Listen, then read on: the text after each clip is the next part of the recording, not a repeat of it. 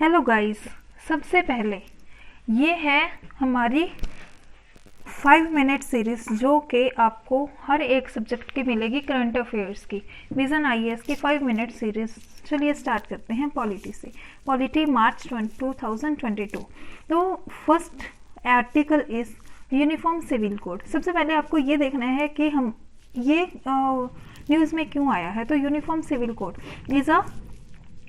is an article 44 and which is included in the DPSP। सबसे पहले हमें ये देखना है कि ये आर्टिकल इसमें क्यों आया है। तो सबसे पहले उत्तराखंड चीफ मिनिस्टर ने अनाउंस किया है एक एक्सपर्ट पैनल, किसके लिए? Possibility of applying the UCC. UCC हम कहाँ कहाँ पे अप्लाई कर सकते हैं, उस चीज़ को हमें देखना है। तो सबसे पहले क्वेश्चन ये उठता है कि यूसीसी होता क्या है। आप सभी कमेंट्स में मैसेज कीजिए कि व्हाट इज़ यूसीसी। तो फर्स्ट ऑफ ऑल यूसीसी एक ऐसा लॉ है जो कि हम सारे ऑल रिलीजियस कम्युनिटीज़ पे एप्लीकेबल होता है, जो कि marriage, divorce, inheritance and occupation कुछ भी हो तो उसी पे अप्लाई होता है। Second thing is replace the segment, जो कि पहले अलग अलग लॉज बने होते थे, सिस्टम फ्रेगमेंटेड होता था, तो उसके लिए हम एक ही लॉ बना दिया था जो कि था यूसीसी।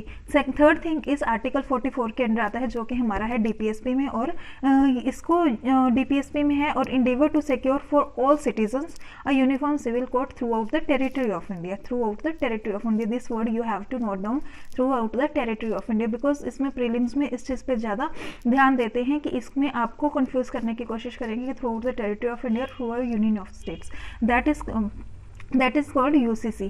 एंड UCC कहाँ से क्रिएट हुआ, UCC के ओरिजिन्स क्या है। तो फर्स्ट थिंग आपको ये याद करना है कि 1920th सेंचुरी में यूरोपियन कंट्रीज में डिफाइन किया गया था और फ्रेंच कोड 1804 में इरेडिकेट हो गया था ये। तो कस्टमरी जो स्टैट्यूटरी लॉज में रिप्लेस करके इसको यूनिफॉर्म कोड में रिप्लेस कर दिया गया था। तो प्री इंडिपेंडेंस में क्या था, 1840s में Lex Loci report, you have to notice that Lex Loci report किस चीज़ के रिलेटेड थी, यूसीसी के रिलेटेड।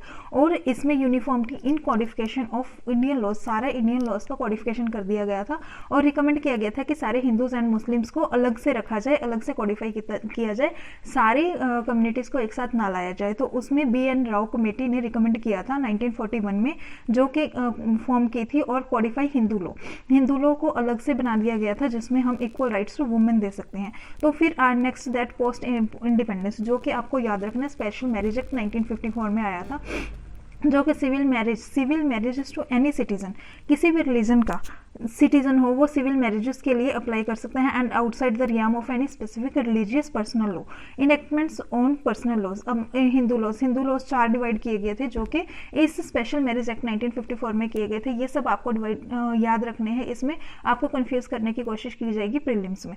तो first thing is Hindu marriage act 1955, फिर हिंदू सक्सेशन एक्ट, क्योंकि मैरिज के बाद सक्सेशन है तो सक्सेशन 1956, फिर सक्सेशन के बाद माइनॉरिटीज एंड गार्जियनशिप, मैरिज के बाद ही गार्जियन आता है तो 1956 आपको ऐसे ही याद रखना पड़ेगा। तो Hindu adoption and maintenance act 1956, ये चारों आपको दोबारा से रिवाइज करने पड़ेंगे। पहले हिंदू मैरिज एक्ट आया 1955 में, फिर उसके बाद सक्सेशन आया 1956 में, and minorities act and guardianship आया 1956 में, and Hindu adoption and maintenance act आया 1956 में। तो सुप्रीम कोर्ट की जजमेंट क्या थी इसको लेकर, तो शाह बानो केस 1985 में आया जिसमें कॉमन सिविल कोड सबके लिए बना दिया गया, एंड फिर उसके बाद एक जजमेंट उठी कि मिस जॉर्डन डिंग दे वर्सेस SS चोपड़ा, जो 1985 में आया था, emphasise the urgency of implementing. उन्होंने क्या किया, एक इम्फेसाइज कर दिया कि ये आपको इम्प्लीमेंट करना ही है। तो फिर आया Sarla Mudgal case after 10 years 1995 में, that is parliament to frame. उन्होंने क्या किया, पार्लियामेंट में ही फ्रेम कर दिया यूसीसी 1995 में। किस केस में? सरला मुडगल केस में। तो Shayara Bano versus union of India case 2017 में एक शायरा बानो नाम का एक केस आया जो कि क्वेश्चन किया जिन्होंने कि प्रैक्टिस ऑफ तलाक के इबादत, ट्रिपल तलाक जो कि अनकॉन्स्टिट्यूशनल है, डिक्लेयर कर दिया गया। किसको किया गया? तलाक की इबादत को अनकॉन्स्टिट्यूशनल डिक्लेयर कर दिया गया।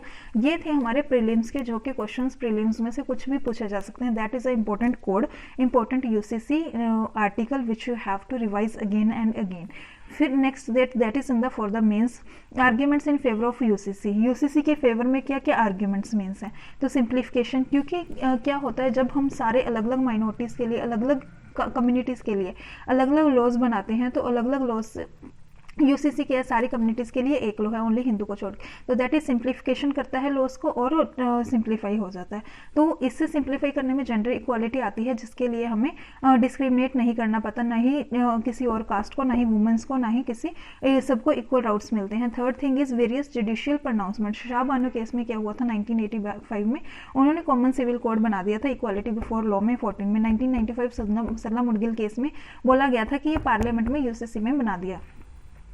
तो फिर आर्ग्यूमेंट्स फेवर अगेंस्ट यूसीसी के अगेंस्ट क्या क्या होंगे, डाइवर्सिटी के अगेंस्ट, जो कि हमारी डाइवर्सिटी है पूरे ऑल ओवर इंडिया में सबको पता है, तो उसमें यूनिफॉर्मिटी नहीं हो सकती। तो दैट इज़ द डाइवर्सिटी को हमारी सेक्युलरिज्म है जो कि हमारा एक्सप्रेशन अश्योर्ड करता है, तो उसमें नहीं हो सकता। तो no uniformity in civil laws में नो यूनिफॉर्मिटी होगी नॉन रिलीजियस मैटर्स में, like transfer of property, sale of goods, civil procedure act, contract etcetera, not supported by law commission. Law commission is not supporting 2018 के law commission neither necessary not desirable, that UCC is neither necessary not desirable, Uttarakhand का था ये। तो that thing, political sensitive issue, it is a political sensitive issue because of it's included in the constitution, that is in article 44 in UCC।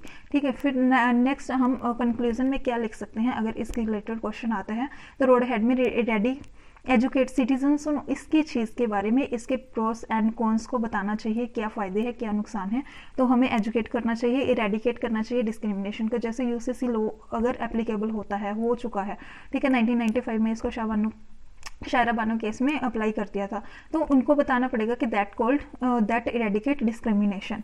Next is adopting a piecemeal approach, that is a piecemeal approach, unity and integrity वाली approach हम लेके चलेंगे। Opening personal laws for public debate, personal laws public debate के हो जाएंगे।